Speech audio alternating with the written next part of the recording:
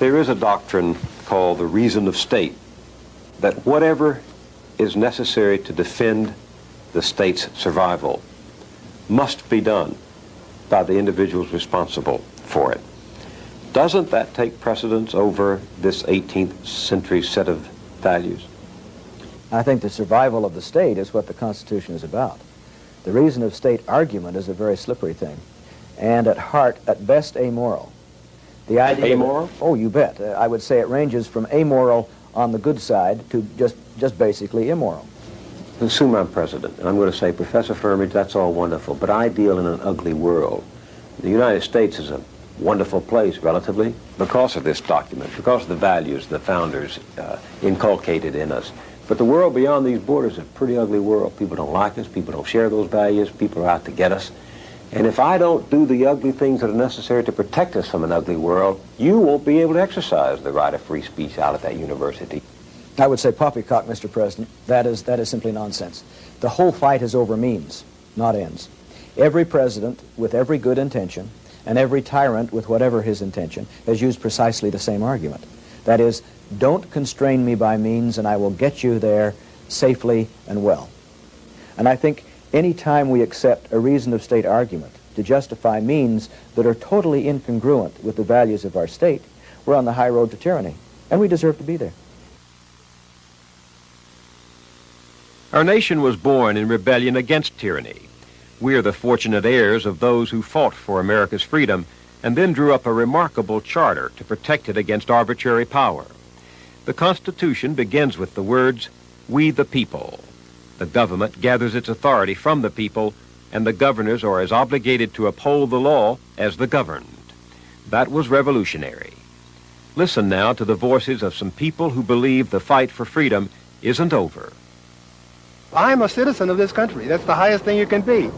And you better tell me the truth. Because we don't run a secret country, and we don't run a secret government. And Roger Wilkins. He and his family have long battled for a more just America. if we continue these policies to rob ourselves in order to feed this national security monster, we are going to continue to degrade American life. That's real national security. National security for the United States is making the United States a good place to live where people want to be active, intelligent, involved citizens. For people at the top to say this world is so complicated and so dangerous, just a few of us need to govern it and hold the secrets in, and we will tell you what's good for you, that is moving down the road to dictatorship. Okay? It represents roughly 2 weeks of... The national security argument now interferes with every American's right to understand its government. That's what secrecy is all about these days. Scott Armstrong is director of the National Security Archive, a public interest group devoted to a more open government. He has pored over the Iran-Contra evidence and believes Congress has failed to deal with the fundamental constitutional issues. The inability of Congress to interpret the Article I powers that they have over foreign policy in relationship to the President's powers under Article II, and to say, wait a minute, this isn't the way the Constitution was set up. This isn't what the Founding Fathers intended. The Founding Fathers never intended for George Washington to be able to go to George III and say, I don't like what Congress has done here. Give me some money. I'll hire some mercenaries, and we'll call it American foreign policy. That would have been treason. Gail Jensen, Mary Lee Fithian, and Nancy Jones live in Minneapolis. Last summer, they organized citizens around the state to monitor the Iran-Contra hearings as a way of increasing public awareness. The church I go to, we have a hymn that the words go something like, I wish that my eyes had never been opened. Because if they'd been opened, I'd have to do something about it. And I think that that's a problem with a lot of people in this country, is that they don't want their eyes to be opened because they're very comfortable, very secure. And if their eyes are open, they're going to have to do something.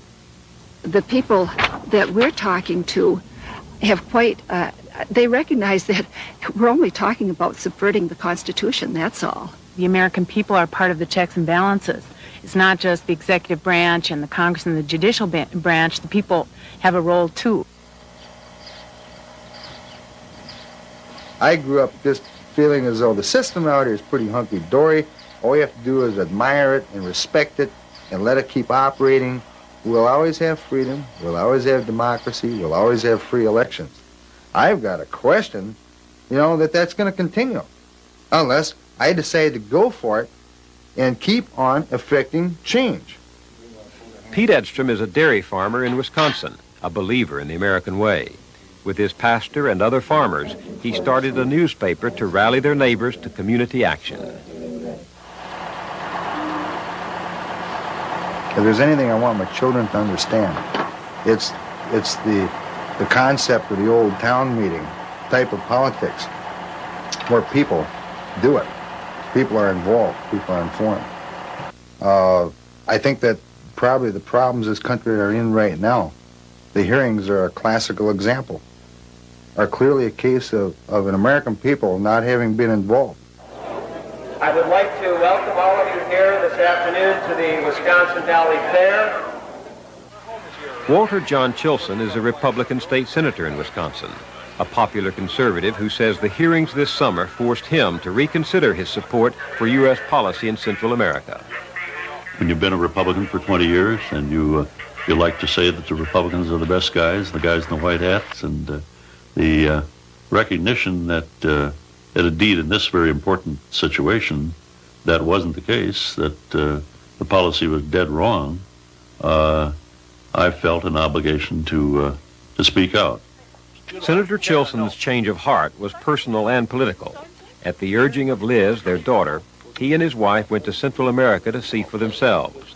When they returned, he was still critical of the Sandinistas in Nicaragua, but convinced that an American-backed war on peasants was not the way to stop communism.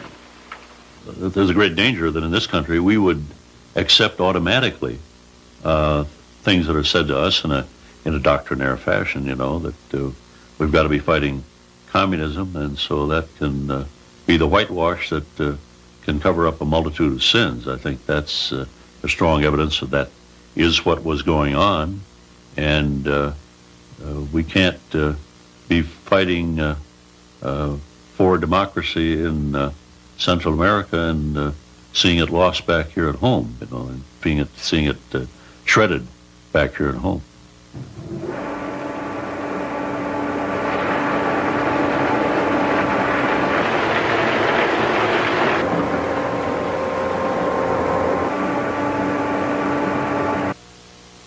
It doesn't have to be. The people who wrote this Constitution lived in a world more dangerous than ours.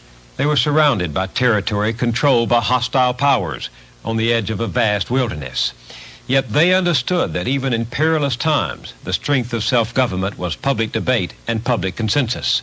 To put aside these basic values out of fear, to imitate the foe in order to defeat him, is to shred the distinction that makes us different.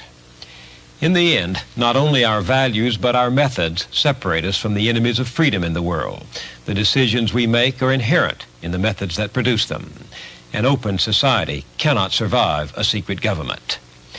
Constitutional democracy, you see, is no romantic notion. It's our defense against ourselves, the one foe who might defeat us. I'm Bill Moyers.